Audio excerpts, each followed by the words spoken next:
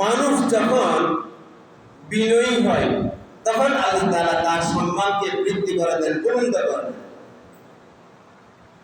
কোন ব্যক্তি যখন গোলামে পরিণত হয় তখন তার ইজ্জতকে আল্লাহ তাআলা বৃদ্ধি করে দেন। আবার কোন ব্যক্তি যখন অহংকার করে তখন আল্লাহ তাআলা তার যাবতীয় সম্মানকে বিনষ্ট করে দেন, ধ্বংস করে দেন, তাকে লাঞ্ছিত, অপমানিত, অপদস্থ করে ছেড়ে দেন। ইবলিস সে একটা জিন। আল্লাহ তাআলা এই ইবলিসের ইবাদত দেখি, তার গোলামি দেখি তার প্রতি সন্তুষ্ট হয়ে গেছে। ইবলিস জিন হওয়ার পরেও তার গোলামির কারণে আল্লাহ তাআলা তাকে ফেরেশতার পর্যায়ে নিয়ে গিয়েছিলেন। এমনকি তাকে মুআল্লিমুল মালায়েকা অর্থাৎ ফেরেশতাদের উস্তাদ, ফেরেশতাদের ট্রেনার, ফেরেশতাদের প্রশিক্ষকে পরিণত করেছিলেন। কি কারণে? তার গোলামির কারণে, তার বন্দেগীর কারণে, তার ইবাদতের কারণে। আবার যখনই সে অহংকার করেছে তখন আল্লাহ তাআলা তাকে অভিশপ্ত করে ফেলেছেন।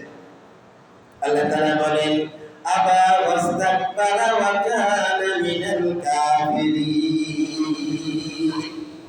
যে ইবলিসটাকে আমি আমার ফেরেশতার মধ্যে উন্নীত করেছি, সেই ফেরেশতার মনের মধ্যে কিবির এসে গেছে, অহংকার এসে গেছে, দাম্ভিকতা তাকে পেয়ে বসেছে। সে আমার হুকুম পালনে অস্বীকৃতি জ্ঞাপন করেছে। আমি যখন আমার আদমকে সিজদা দিতে নির্দেশ দিয়েছি তখন সে সেটাকে ভায়োলেট করেছে, প্রত্যাখ্যান করেছে। তার পরিণতিতে সে কাফেরে পরিণত হয়ে গিয়েছে।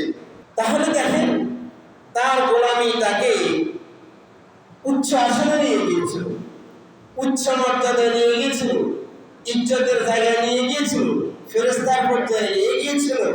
আবার যখন সে অহংকার শুরু করে দিল, সব কিছু ধুলায় মিশে গিয়েছে। শেখ সাদি রহমতুল্লাহ আলাইহি বলেন, তাকাব্বার আসাসি তেরা ফারিকাত পসন্দা লিআনা তেরে তারিকাত। অহংকার ইবলিসকে একবারে ধ্বংস করে দিয়েছে। অহংকার তাকে অভিশপ্ত করে দিয়েছে। এই অহংকারের বেড়াজালে সে গ্রেফতার হয়ে গিয়েছে। আমাদেরকে অহংকার থেকে বিরত থাকতে হবে। এই ধ্বংসের পথ থেকে আমাদেরকে সচেষ্ট থাকতে হবে। এই ধ্বংসকারী কেউ বাঁচতে পারে নাই। ফিরআউন তার ধ্বংসের কারণে নীল নদে নির্মমভাবে ইঁদুরের মতো তাকে চুবিয়ে চুবিয়ে আল্লাহ তাআলা হত্যা করেছে। নমরুদ সে তার অহংকারের কারণে আল্লাহ তাআলা তাকে বড় কিছু ব্যবহার করেন না, একটা ল্যাংড়া মশা তার নাক দিয়ে ঢুকিয়ে দিয়ে জুতা দিয়া ফিটাইয়া তাকে এই জমিন থেকে বিদায় করে দিয়েছেন। আরো বহু লোক যারা এই পৃথিবীতে যখনই দাম্ভিকতা প্রদর্শন করেছিল, আল্লাহর হুকুম পালন অস্বীকৃতি জ্ঞাপন করেছিল, আল্লাহ তাআলা তাকে জমিনের সাথে মিশিয়ে দিয়েছেন। এই পৃথিবীতে আগত সবচেয়ে সম্পদশালী ব্যক্তি ছিল কারণ আল্লাহ তাআলা তাকে অনেক সম্পত্তি দিয়েছিলেন। এই অনেক সম্পত্তি পেয়ে তার মধ্যে একটা অহংকার এসে গিয়েছিল। হযরত মুসা আলাইহিস সালাম যখন এই কারুনকে যাকাত দেওয়ার জন্য বলেছেন, কারণ আল্লাহ তাআলা নির্দেশ দিয়েছেন তোমাকে শতকরা 2.5% হিসেবে 40 ভাগের 1 হিসেবে যাকাত দিতে নির্দেশ দিয়েছেন।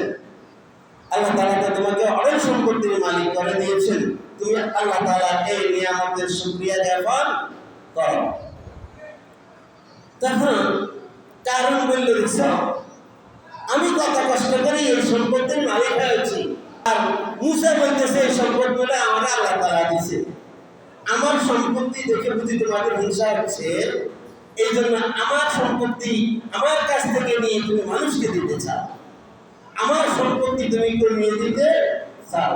তখন মুসা আলাইহিস সালাম বলেছিলেন, কারণ এটা আমার নিজস্ব কোনো কথা নয়, এটা আল্লাহ রাব্বুল জালাল আমাকে জানিয়েছেন তোমাকে এই কথাটা বলার জন্য।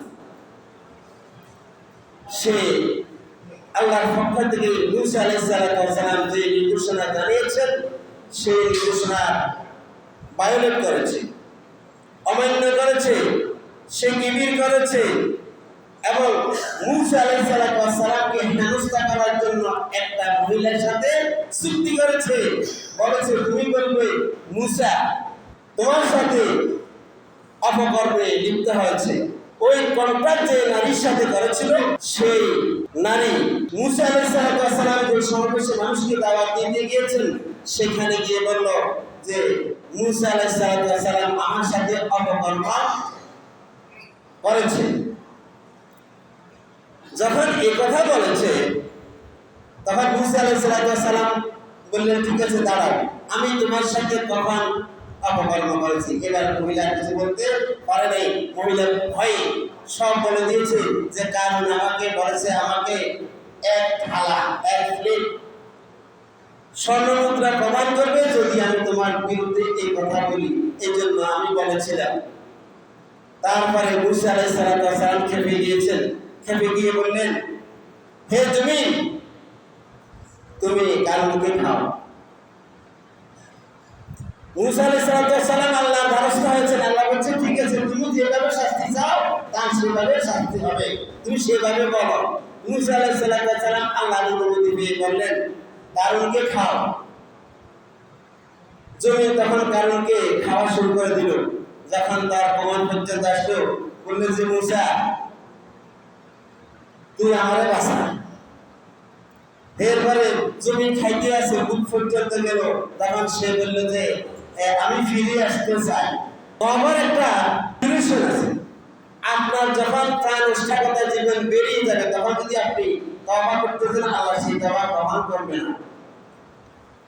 আল্লাহ তাআলা সেই তওবা গ্রহণ করে নাই। যখন বুক পর্যন্ত এসে গিয়েছিল তখন কারণ বলেছিল, মুসা তুমি আমার সম্পত্তি খাওয়ার জন্য আমার বিরুদ্ধে এরকম ষড়যন্ত্র করছো। তখন মুসা আলাইহিস সালাম বললেন, হে মাটি তুমি কারণের সম্পত্তিও খেয়ে ফেলো। তারপর কারণের যে সিন্দুকগুলো ছিল একের পর এক সিন্দুকগুলো তার মাথার উপরে আসলো, প্রত্যেকটা সিন্দুক মাটির ভিতরে দেবে গিয়েছে। কেমন পর্যন্ত এটা মাটির ভিতরে থাকতে থাকবে। আল্লাহ তাআলা পবিত্র কোরআনে বলেন, ইন্না কারুনা কানা মিন কওমি মূসা, নিশ্চয় কারুন ছিল মূসার সম্প্রদায়ের লোক, মূসার আত্মীয়। কারণ মূসা স্বাস্থ্য ভাই ছিল। আল্লাহ তাআলা এই সত্যতা জানিয়ে দিয়েছেন, হ্যাঁ ঠিক আছে, কারণ মূসার আত্মীয় ছিল।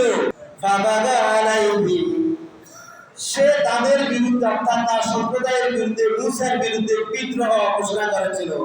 ওয়াতাইনাহু মিনাল কানুজ মা ইন্না মাফাতিহাহু লাতানুহু বিল উসবাতি উলিল কুওয়া, আমি তাকে এত সম্পত্তি দিয়েছি, তার সেই সম্পত্তি তার যে পরিমাণ সিন্ধুক ছিল, সেই সিন্ধুকের যে চাবি ছিল, সেই সিন্ধুকের চাবি বহন করার জন্য শক্তিশালী অনেকগুলো যুবকের প্রয়োজন ছিল।